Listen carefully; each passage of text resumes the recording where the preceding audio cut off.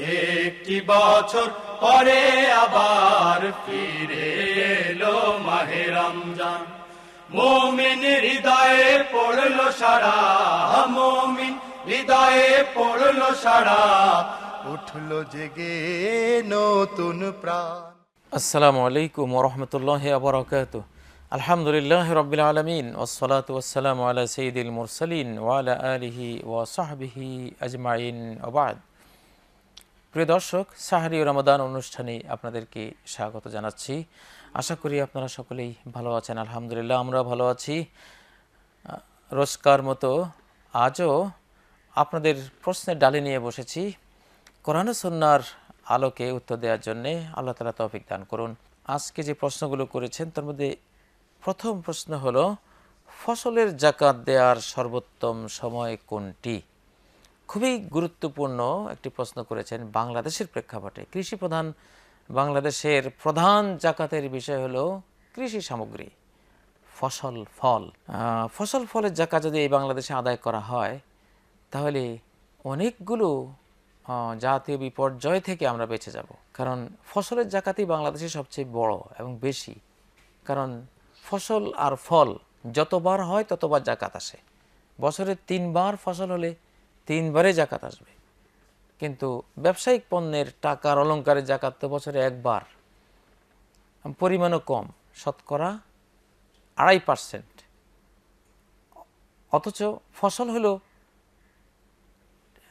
10%, 10%, 10 ভাগের 1 ভাগ অথবা 20 ভাগের 1 ভাগ।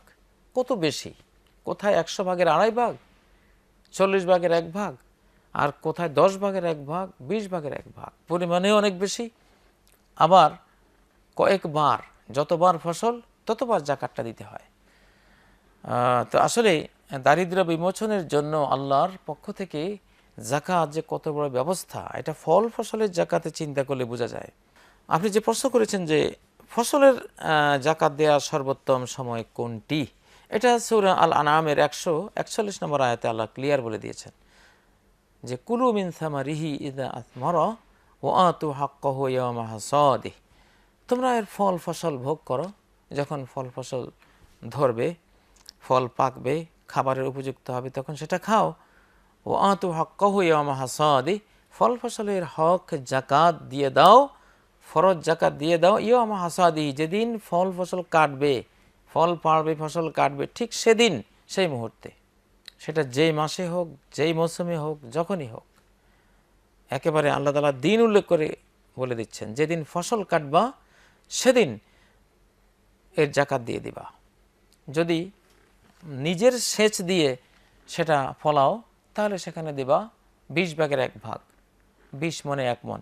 এটা শুরু হবে 16.5 মণ যখন হবে তখন। কারো ফল ফসল যদি 16.5 মণ পরিমাণ উৎপন্ন হয়, 16.5 মণ হলে 16.5 মণকে 10 ভাগ করে 1 ভাগ অথবা 20 ভাগ করে 1 ভাগ দিয়ে দিতে হবে।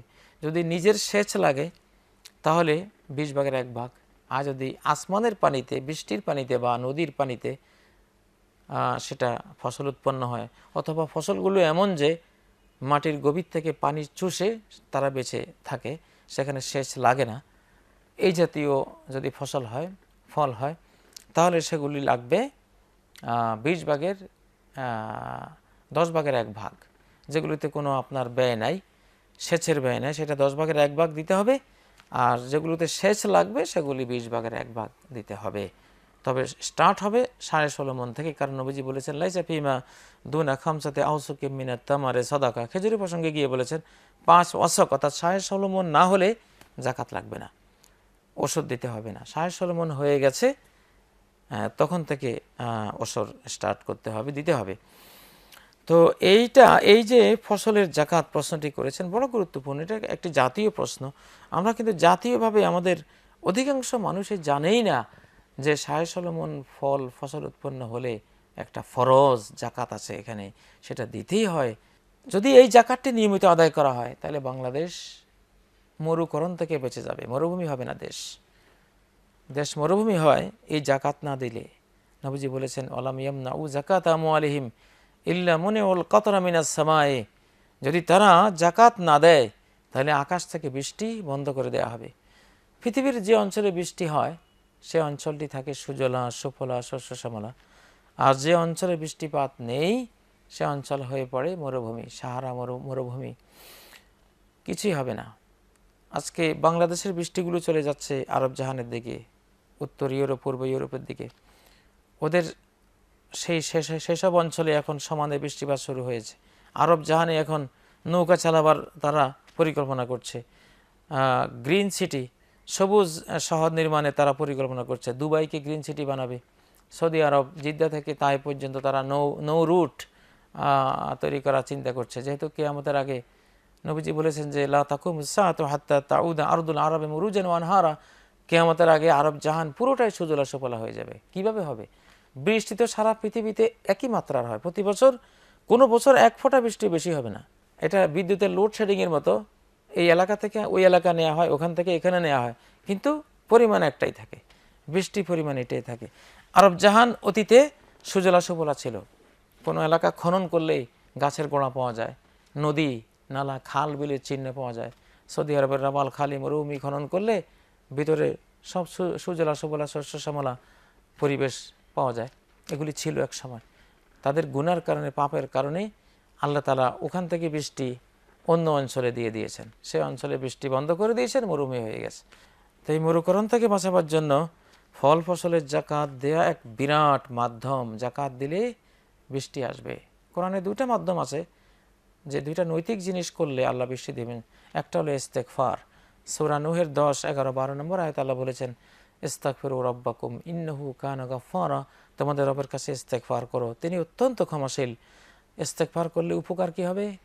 ইউরসিলিস সামা আলাইকুম মিদরারা, বর্ষণশীল মেঘমালা তিনি তোমাদের আকাশে নিয়ে আসবেন। ওয়ায়ুমদিদকুম বিআমওয়ালিন ওয়া বানিন, 2 নম্বর উপকার হবে তোমাদের জনবল ধনবল দিয়ে তিনি তোমাদেরকে শক্তিশালী করবেন। 3 নম্বর উপকার কি হবে? ওয়ায়াজআল লাকুম জান্নাতিন, তোমাদের গোটা দেশকে বাগানে রূপান্তরিত করে দিবেন, বাগান সৃষ্টি করে দিবেন। 4 নম্বর উপকার কি হবে ইস্তেগফার দ্বারা?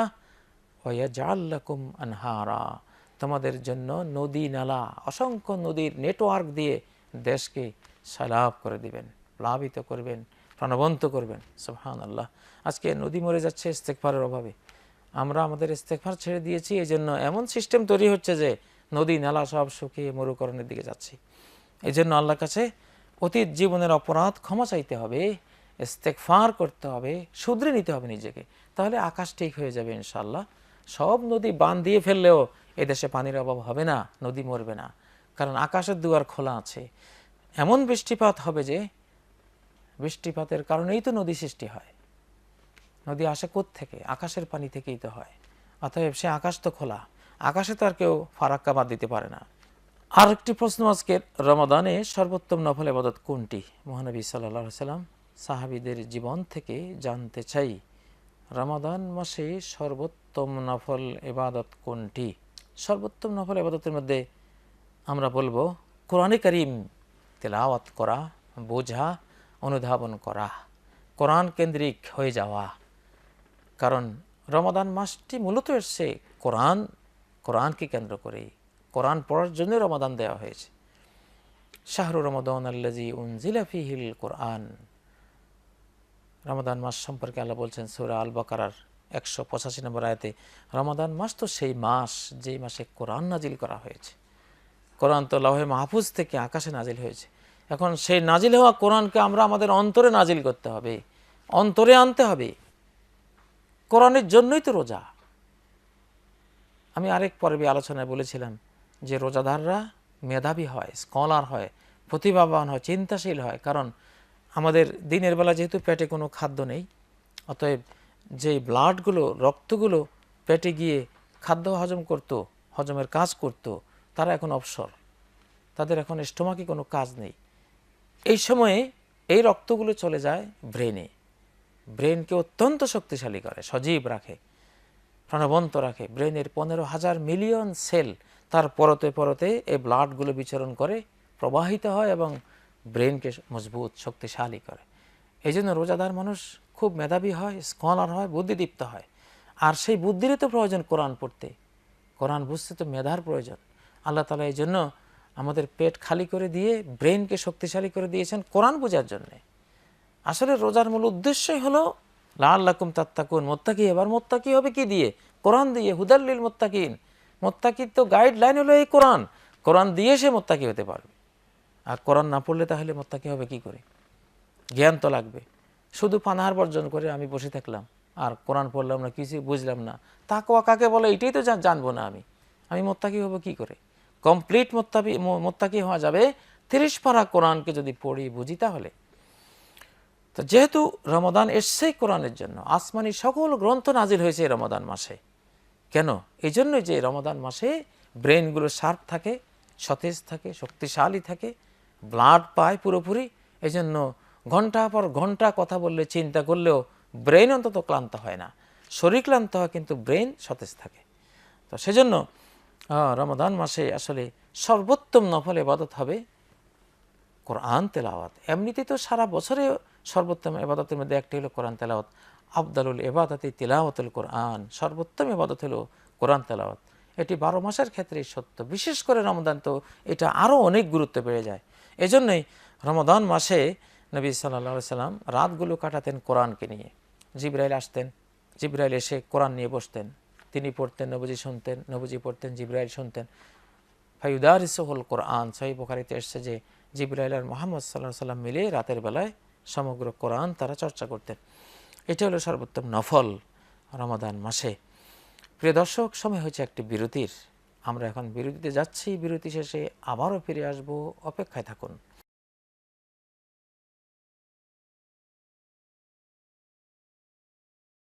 বিরতি শেষে আবারও ফিরে এলাম। আপনাদের একটি প্রশ্নের উত্তর নিয়ে আমরা কথা বলছিলাম, কোরআন সুন্নাহর আলোকে যে রমাদানে সর্বোত্তম নফল কোনটি? এটি একটি খুবই সুন্দর প্রশ্ন করেছেন। আসলে এই জন্য আমাদের আসলাফরা রমাদান মাসে অন্য কোনো বই পড়তেন না, এমনকি হাদিসের বইও পড়তেন না। অন্য উপন্যাস, নাটক, নভেল, ইংরেজি, বাংলা ওগুলো তো দূরের কথা, এমনকি হাদিসের কিতাবও তারা রমাদানে পড়তেন না।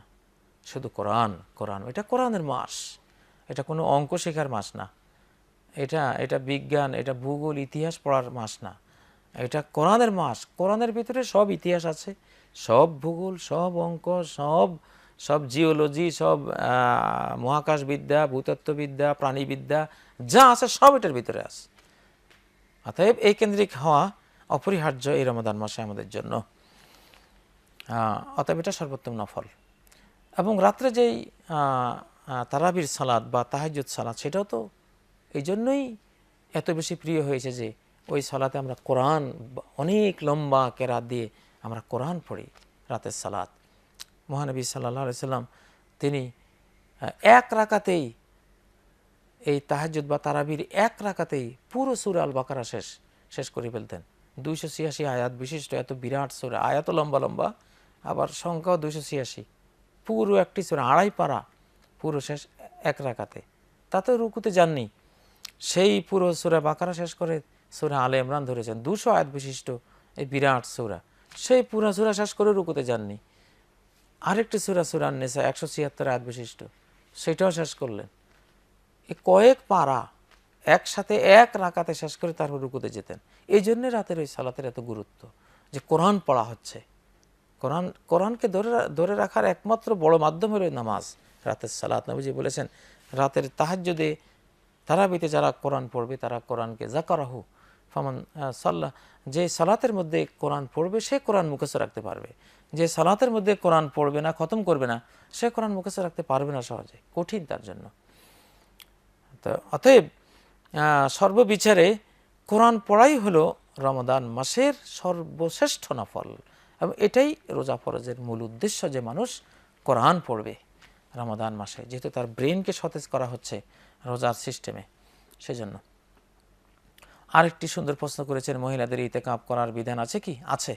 সহিহ বুখারীতে এসেছে যে ইতিকাফ রাসূলুল্লাহ সাল্লাল্লাহু আলাইহি ওয়াসাল্লাম ওয়া তাকাফা আজওয়াজুহু মিন বাদিহি, নবীজি ইতিকাফ করেছেন হাত্তা তাওয়াফাহুল্লাহ, মৃত্যু পর্যন্ত তিনি মসজিদে নববীর মধ্যে ইতিকাফ করেছেন। এবং তার মৃত্যুর পরে তার আজওয়াজ, তার স্ত্রীগণ নবীজির ওই মসজিদে ইতিকাফ করেছেন। এখনও সেই মসজিদে নববীতে বাইতুল্লাহতে ইতিকাফ চলছে, কিয়ামত পর্যন্ত চলবে। মহিলাদের জন্য ঘরে ইতিকাফ করা আসলে কোনো সহিহ দলিল নেই, কারণ কোরআনে আল্লাহ তাআলা সূরা আল বাকারার 187 নম্বর আয়াতে বলেছেন, ওয়া আনতুম আকিফুনা ফিল মাসাজিদ, তোমরা মসজিদে ইতিকাফরত যখন থাকবে তখন স্বামী স্ত্রীর সম্পর্ক করতে পারবে না। তাহলে মসজিদের কথা বলছেন, এতেকাফটা হবে মসজিদে। ওয়ালা আকিফিনা রুক্কায়ে সুজুদ, মসজিদকে পবিত্র করো এতেকাফকারীদের জন্য, তোয়াফকারীদের জন্য, রুকুকারী সেজদাকারীদের জন্য, সেখানেও এতেকাফের কথা আসছে মসজিদের প্রসঙ্গে। অতএব মসজিদ লাগবে, মসজিদ ছাড়া আসলে এতেকাফ হয় না। যদি মসজিদ ছাড়া এতেকাফ হতো তাহলে নবীজি মহিলাদেরকে অবশ্যই বলতেন তোমরা ঘরে ঘরে এতেকাফ করো, সেটাই তোমাদের জন্য উত্তম। কেন তার স্ত্রীগণ তার সাথে এতেকাফে আসতেন? কেন তার মৃত্যুর পরে তার স্ত্রীগণ মসজিদে না বিভিন্ন ওদের নিয়মিত তারা এতেকাফ করতেন? এই জন্যই যে এটা ঘরের জিনিস না, ঘরে করার জিনিস না, এটা মসজিদে করতে হবে। লাইলাতুল কদরের রাত কোনটি, এর ফজিলত সম্পর্কে জানতে চাই। কদরের রাতের রাত হলো মূলত শেষ দশকের বেজোয়া রাতের কোনো একটি রাত। সেটা কোন রাত আল্লাহ ছাড়া কেউ জানে না, এবং সেটা কোন দেশের বেজোয়া রাত, বাংলাদেশের বেজো না সৌদি আরবের বেজো, এটাও আল্লাহ ছাড়া কেউ জানে না। অতএব পুরো 10 রাতে আমাদের লাগবে, কারণ যেই রাত বাংলাদেশে বেজো সেটা আবার সৌদি আরবের জো, আবার যেই রাত সৌদি আরবের জো সেটা আমাদের বেজো। এখন কোন দেশের বেজো এ কদরের রাত আসে, বাংলাদেশের বেজো রাত না সৌদি আরবের বেজো রাতে কদর আসে, এটা তো জানা নেই। এই জন্য এত ঝামেলা হিসাব নিকাশের কোনো কাজ নেই।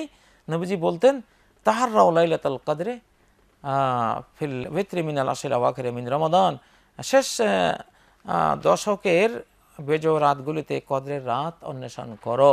এখন বাংলাদেশের বেজোগুলি হিসাব করলে 5 রাত জাগতে হবে, সৌদি আরবের বেজো রাত হিসাব করলে আরও 5 রাত, তার মানে 10 রাতে লাগবে আপনাকে। এই জন্য 10 রাতে নবীজি এতেকাফে বসে যেতেন, 10টি রাত ইবাদত করতেন কদরের রাত পাওয়ার জন্যে। আমাদের জন্য একই বিধান, কিন্তু আমাদের দেশে খুব সহজ আমরা একটা পদ্ধতি, কে বা কারা এটা আবিষ্কার করেছে আল্লাহ জানেন, এটা কোনো হাদিসে নাই যে শুধু 1 রাত 27 না, যেই বছর কদরের রাত পাওয়া গেছে সেই বছরের কদরের রাতটি তো 27 রজনীতে হয়নি। সহিহ বুখারীতে স্পষ্ট উল্লেখ আছে আবু সাঈদ খুদরি রাদিয়াল্লাহু তাআলা আনহু থেকে, লাইলাতা ইহদা ওয়া ইশরিন, প্রথম বছর কদরের রাত হয়েছিল 21তম রজনীতে। তাহলে এখন আমরা শুধু 27 নিয়ে বসে আছি। কেউ যদি শুধু 21তম রাতে কদরের রাত পালন করে, শুধু 23তম, শুধু 25তম রাত্রে পালন করে, আর কোনো সময় পালন করে না, সেও তো পাবে। 8-10 বছরে একদিন তো রুলিং করে এটা ঘুরে ফিরে তো আসবে, তাহলে 8-10 বছরে একদিন পাবে সে, প্রতি বছর তো আর পেল না। এই রাতটি তো আমাদের প্রতি বছরই পেতে হবে, পাওয়া উচিত, সেজন্যই এতেকাফ। অতএব কদরের রাত কোনটি যে প্রশ্নটি করেছেন, আসলে কদরের রাত শেষ দশকের প্রত্যেকটি রাতেই হওয়ার সম্ভাবনা আছে, যেহেতু প্রত্যেকটি রাত কোনো অঞ্চলে বেজোড় কোনো অঞ্চলে জোড়। অতএব এখন জোর বেজোর হিসাব তো এখানে আপনি অঞ্চল ভেদে করলে হবে না, সেজন্য 10টি রাতেই জাগা উচিত, ইবাদত করা উচিত কদরের রাত পাওয়ার জন্যে। এর ফজিলত তো আয়াতে স্পষ্ট এসেছে, খয়রুম মিন আলফে শাহর, 83 বছর 4 মাস। এই পুরো 83 বছর 4 মাস রোজা, পুরো 83 বছর 4 মাস প্রত্যেক রাতে সারা রাত জেগে নফল পড়া, এইভাবে যদি কেউ করতে পারে তাহলে সে যে অকল্পনীয় পুরস্কার পাবে, একটি রাত যদি পেয়ে যায় কদরের রাত, সে ওই সমান নয় বরং তার চেয়ে আরো বেশি পুরস্কার লাভ করবে। সুবহানাল্লাহ, একটা পুরো জীবনের চেয়ে বড় কিছু একটি রাত। এটা হলো কদরের রাতের মর্যাদা। আরও অনেকগুলো হাদিস তো রয়েছে, ইনশাআল্লাহ সেটা হয়তো কোনো পর্বে আমরা আলাপ করব। এক্ষণে চলে যাচ্ছি আপনাদের আরেকটি প্রশ্নে, সাদাকাতুল ফিতর কি, এটি কেন আদায় করা হয়, শরিয়া এর তাৎপর্য কি? সাদাকাতুল ফিতর হলো আল্লাহ তাআলা যে আমাদেরকে একটি মাস রোজার পরে ফিতর করার তৌফিক দিলেন, অনুমোদন দিলেন। ফিতর মানে খাওয়া, দিনের বেলায় খাওয়া, যে এখন থেকে তোমরা দিনের বেলায় খেতে পারবা, আর ফরজ না খাবার বর্জন করা। এই যে একটি মাস দিনের বেলায় খাবার বন্ধ করে দিয়ে 1 মাস পরে যে আবার খাবার চালু করলেন, ডাইনিং চালু হয়ে গেল দিনের বেলায়, এইটা শুকরিয়া হিসেবে যেই জাকাতটা দেই আমরা, সেটাই হলো সাদাকাতুল ফিতর, যে খেতে পাচ্ছি এখন দিনের বেলায় আলহামদুলিল্লাহ। আল্লাহ যদি বলতেন যে না তোদের দিনের বেলায় খাবার আর কোনো সুযোগ নেই, 12 মাস না খেয়ে থাকবি, তাহলে তো কোনো উপায় ছিল না, তিনি খাওয়া বন্ধ করতে পারতেন। কিন্তু তিনি দয়া করে যে খেতে অনুমতি দিলেন 11 মাস দিনের বেলা এখন খেতে পারবা, সেটা যেন একটা সদাকা। আচ্ছা, এটার আরও কিছু ফায়দা হাদিসে রয়েছে। ফরদা রাসূলুল্লাহ সাল্লাল্লাহু আলাইহি ওয়াসাল্লাম যাকাতুল ফিতরি তুহরাতাল লিস-সাওমি মিনাল লাগবি ওয়ার রাফাস, নবী সাল্লাল্লাহু আলাইহি ওয়াসাল্লাম সাদাকাতুল ফিতর ফরজ করেছেন রোজাদারকে লাগবু ওয়ার রাফাস, যে বেহুদা কাজগুলো, অনুচিত কাজগুলো সে রোজা মুখে রোজা রেখে করেছিল, যে অশ্লীল কিছু দৃষ্টি, অশ্লীল কিছু শ্রবণ, অশ্লীল কিছু কথাবার্তা রোজা রেখেও তো সে করে ফেলেছিল, এগুলো থেকে পবিত্র করার জন্য সাদাকাতুল ফিতর। তাহলে সাদাকাতুল ফিতর রোজাদারকে পবিত্র করবে যত পাপ সে রমজানে করেছে সেগুলি থেকে। আরেকটা ফায়দা, তুরমাতান লিল মাসাকিন, মিসকিনের জন্য খাবার। সাদাকায়ে ফিতর তারা খাবে, খেয়ে তারা রোজা রাখবে। রোজা রাখবে না, ঈদ পালন করবে। যেহেতু ঈদের দিনটি আল্লাহ জিয়াফতের দিন, এদিন আল্লাহ তাআলা সবাইকে দাওয়াত দিয়েছেন যে আমি খাওয়াবো, তোমরা খাও। তো সে খাওয়ানো তো আর আল্লাহ নেমে এসে খাওয়াবেন না, সেটা আমাদেরকে দায়িত্ব দিয়ে দিয়েছেন যে বান্দারা তোমরা দুনিয়াতে খাওয়াও, মৃত্যুর পরে আমি জান্নাতে নিয়ে এসে মেহমানদারিটা করব, কিন্তু দুনিয়াতে আমার পক্ষ থেকে তোমরা খাইয়ে দাও।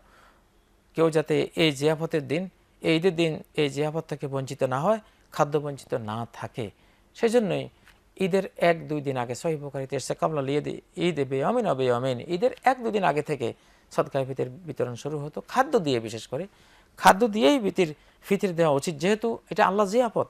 জিয়াফতে কি মানুষ টাকা দেয় না খাদ্য দেয়? একজনকে আপনি যদি জিয়াফতে ডাকেন, তার মানে হলো অনেক কিছু রান্নাবান্না হয়েছে, এখানে খাদ্য দেওয়া হবে। এখন ডেকে এনে যদি 50 টাকা করে দিয়ে দেন, তাহলে তো জিয়াফতের বাইরের বেইজ্জতি হবে। তো জিয়াফত মানে হলো এটা খাদ্য। এই জন্য সহিহ বুখারীতে এসেছে ফরাদা রাসূলুল্লাহ সাল্লাল্লাহু আলাইহি ওয়াসাল্লাম যাকাতুল ফিতরি সা'ম মিন তামার, নবীজি ফিতরা ফরজ করেছেন 1 স, 2 কেজি 100 গ্রাম পরিমাণ খেজুর, সা'ম মিন শাড়ির 2 কেজি 100 গ্রাম পরিমাণ জব, সা'ম মিন জাবিব 2 কেজি 100 গ্রাম পরিমাণ কিশমিশ, সা'ম মিন আকিতিন 2 কেজি 100 গ্রাম পরিমাণ পনির। এটাও আরবরা খেত বলে তিনি এটা দিয়েও সদকায়ে ফিতর দেওয়ার কথা বলেছেন। তো আমাদের বাংলাদেশে 100 চাল, 100 সিমাই, 100 খেজুর, কিশমিশ এগুলো দেয়া যেতে পারে। তো যেহেতু এটা জিয়াফতের দিনের তুরমাতান লিল মাসাকিন, মিসকিনকে খাওয়ানো হবে, জিয়াফত দিয়েছেন আল্লাহ তাআলা, অতএব টাকা দিলে তো জিয়াফতের যে তাৎপর্য সেটাই নষ্ট হয়ে গেল। এখানে খাদ্য দিতে হবে। খাদ্য দেওয়াটাই অধিকাংশ ওলামারা এটাই বলেছেন যে খাদ্য দেওয়াটাই হলো বিধান। আর নবীজি সারা জীবন তিনি খাদ্য দিয়েছেন। তার যুগে তো স্বর্ণ মুদ্রা ছিল, রৌপ্য মুদ্রা ছিল, তিনি তো কখনো রৌপ্য স্বর্ণ মুদ্রা দিয়ে সদকায়ে ফিতর আদায় করেন নাই, তিনি সরাসরি খাদ্য দিয়েছেন। মৃত ব্যক্তির কাজা রোজা আদায় কিভাবে করতে হবে? নবীজি বলেছেন মান মাতা আলাইহি সাওমান সামান ওয়ালিহু, যে ব্যক্তি মরে গেল তার যে রোজাগুলো আছে তার উত্তরাধিকারীরা, ওয়ারিশরা সেটা করে দেবে, তার অভিভাবকরা করে দেবে। 25 রোজা থাকলে 25 জন মিলে একদিন রোজা রেখে দিলে তার সব রোজাগুলি হয়ে গেল। বা একজনে যদি 25 দিন রাখে তাও তো হয়ে গেল। যে কয়টা রোজা আছে আত্মীয়রা সকলে মিলে রেখে দিলে বাস তিনি দায়মুক্ত হয়ে যাবেন। এটা সরাসরি সহিহ হাদিসে রয়েছে, সহিহ বুখারীতে রয়েছে হাদিসটি, যে মৃত ব্যক্তির পক্ষ থেকে তার ওয়ারিশরা, উত্তরাধিকারীরা রোজা রেখে দেবে। প্রিয় দর্শক, আজকে আর আমাদের হাতে সময় নেই, যেতে হচ্ছে বিদায় নিয়ে। অতএব আজকে এখানে ইতিরেখা টানলাম। সুবহানাকাল্লাহুম্মা ওয়া বিহামদিক, আশহাদু আল্লা ইলাহা ইল্লা আনতা, আস্তাগফিরুকা ওয়া আতুবু ইলাইক। আসসালামু আলাইকুম ওয়া রাহমাতুল্লাহি ওয়া বারাকাতুহু।